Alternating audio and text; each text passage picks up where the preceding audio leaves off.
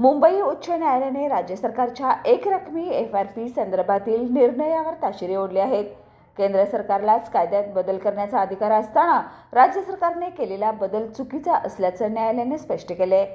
आजच्या सुनावणीत सरकारच्या वकिलांना आपली बाजू व्यवस्थित मांडता आली नाही। शेतकरी नेते राजू शेट्टी यांनी या निर्णयामुळे 10,000 कोटीपेक्षा जास्त रक्कम थकीत असल्याचं निदर्शनास आणलं।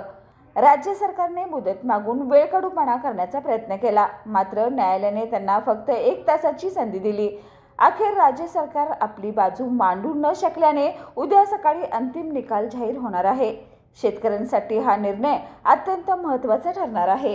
एकूणच सहकार खातं आणि राज्य सरकारचा जो गलतानपणा आहे आणि साखर कारखानदारांच्या दबावाला बळी पडून बेकायदेशीररित्या शेतकऱ्यांना गेल्या 3 वर्षापासून तुकड्यांना FRP देण्याचा जो प्रयत्न चालू आहे त्याच्यावर कोर्टानं तीव्र आक्षेप व्यक्त केलेला आहे आणि अशा पद्धतीनं शेतकऱ्यांना 3-3 वर्षे तात्काळ ठेवून त्याचा निर्णय होत नाही। मुख्यमंत्र्यांच्या समवेत झालेल्या बैठकीचे मिनिट्स कोर्टासमोर आम्ही सादर केले। त्याच्यामध्ये मुख्यमंत्र्यांनी आणि उपमुख्यमंत्र्यांनी त्याचबरोबर त्या बैठकीला असणारे सहकार सचिव, साखर आयुक्त या सगळ्यांनी मान्य केलेलं होतं की हा आदेश मागे घेतो आणि याचिकाकर्त्यांनी मागे घ्यावी। त्यावेळी मी सांगितलं होतं की सरकारनं जर का हा 3 टप्प्याचा FRPचा निर्णय मागे घेतला तर मला सरकारच्या विरोधात कोर्टात जायचं काहीच कारण नाही। मी याचिका लगेच मागे घ्यायला तयार आहे की याचिकाकर्ते याचिका मागे घ्यायला तयार असताना सुद्धा तुम्ही 3-3 वर्ष निर्णय घेत नाही, याचा सरळ अर्थ होतो की शेतकऱ्यांचे पैसे तुकड्याने द्यायचा हा कारखानदाराचा जो डाव आहे याला सरकार पाठीशी घालतंय आणि त्यामुळे कोर्टानं सरकारच्या एकूणच कार्यपद्धतीबद्दल तीव्र नाराजी व्यक्त केली।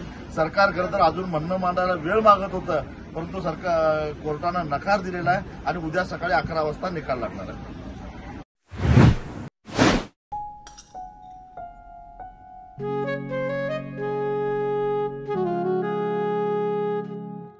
बाबा, आज येताना बासुंदी घेऊन या ना।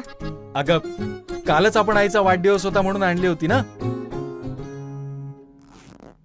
ऐकलं, गोकुळची बासुंदी पुन्हा खावीशी वाटतेय। खरं सांगू, मलाही खावीशी वाटतेय। पुन्हा पुन्हा खावीशी वाटणारी गोकुळ बासुंदी।